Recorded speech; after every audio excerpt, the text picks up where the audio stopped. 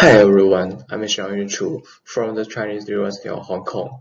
In this retrospective, I will share high-level principles to design controllers for on-the-actual systems, inspired by our previous paper. I know some audiences may get confused about the title, so I make a table to show a big picture. Let's review something about over-actual systems. The example, a cooker arm has redundant degree of freedom.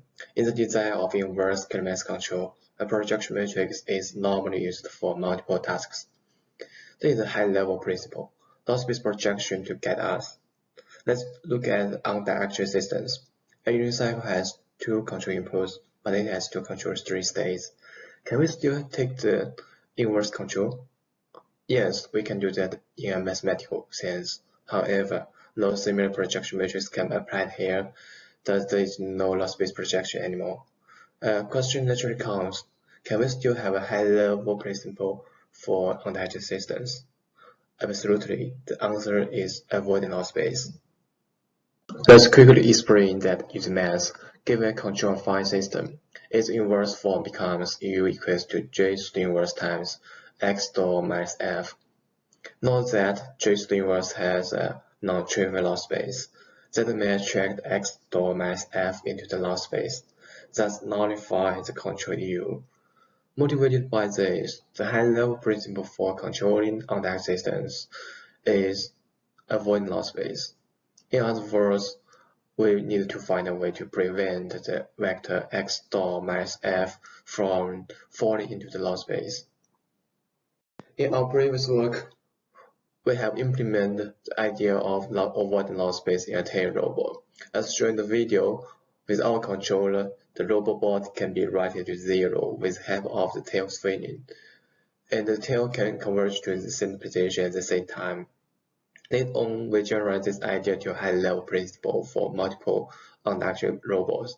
I list out some of them, like non-holomorphic mobile robots, on-the-actual vehicles, on-the-actual ships, space robots, leggy robots, and micro swimmers. Those systems can be controlled on the same control framework. To our best knowledge, our previous paper is the first one implementing the principle of avoiding nullspace in physical systems.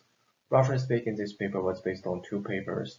The first one suggested the idea of avoiding nullspace, but no effective controller was provided. The second inspired us a lot. However, the shift control is a subset of our standard kinematic control, and the perpendicular method is a subset of our nullspace avoidance control. In the original paper, we may not explicitly tell the reader about some tricks we have used. Although our controller consists of two subcontrollers, the nullspace avoidance control will be eliminated in the stability analysis.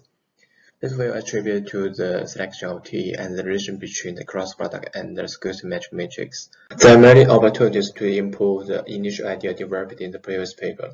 The first one is the drift term. We assumed the system was driftless in the previous paper. However, with this principle, we can easily solve the system with drift. To show the effectiveness, we use an example of on-the-water vehicle subject to current. As you can see, the vehicle can be controlled to be a bounded area of the desired state. Actually, we have also proved our controller to be robust with respect to the drift. We did not consider control limitations in previous work. Since the method keeps the architecture of the standard kinematic control, we can easily integrate the principle into the quadratic programming. In the shown example, all states can converge to 0 with constrained inputs.